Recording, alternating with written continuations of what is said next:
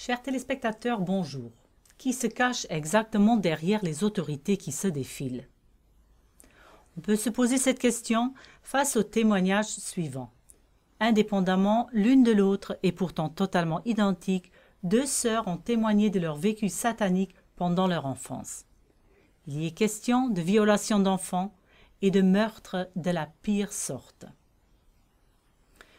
Les autorités qui tirent les parents devant les tribunaux pour chaque petite tape sur les fesses, qui imposent des amendes et emprisonnent les parents innocents lorsque leurs enfants refusent pour des raisons de conscience de participer à l'enseignement sexuel, voire pornographique à l'école, ces mêmes autorités ne se manifestent pas face à des témoignages aussi terrifiants que celui-ci.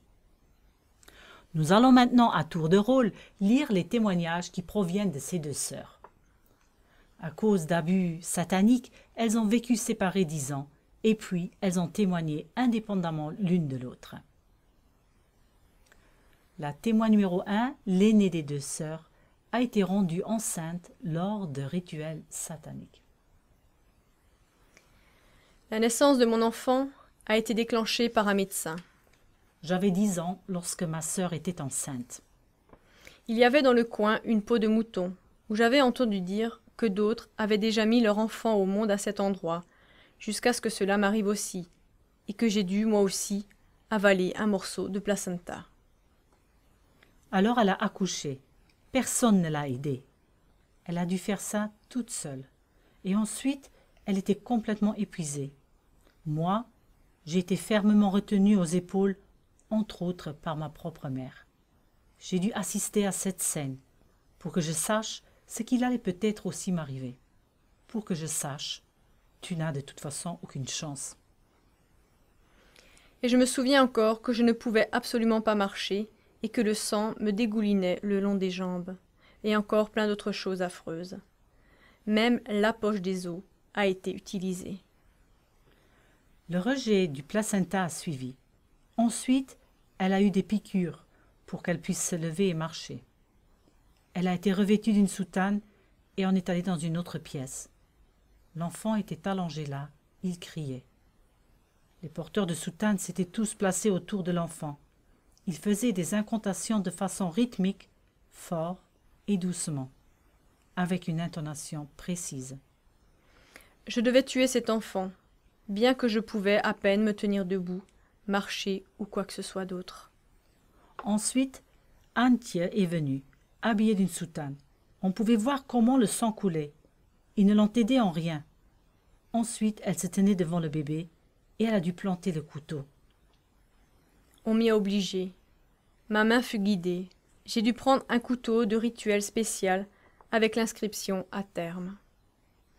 Le grand prêtre est venu, il lui a pressé le couteau dans la main, il a conduit le couteau et elle a dû le planter dans le thorax.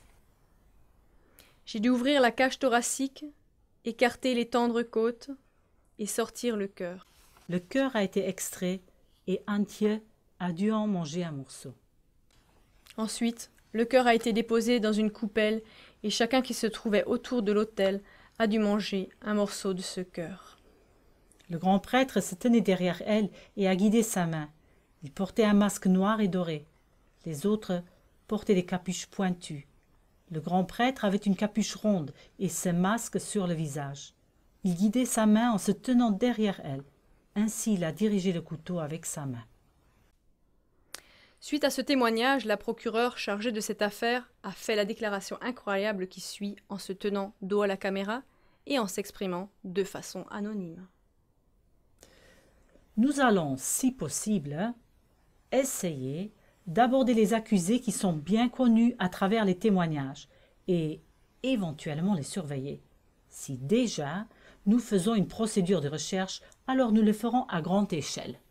Pourtant, depuis des années, il ne se passe rien, rien du tout.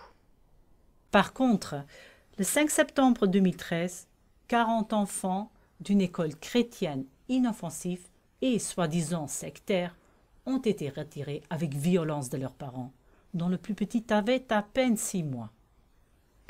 Actuellement, de par le monde, des plaintes se font entendre en posant la question « Comment se fait-il qu'en face des sectes sataniques, on n'agit pas de la même façon ?» Ces témoignages terrifiants, vous pouvez les visionner également en langue allemande sur YouTube sous les mots de recherche Höllenleben, ritueller Missbrauch. Au revoir.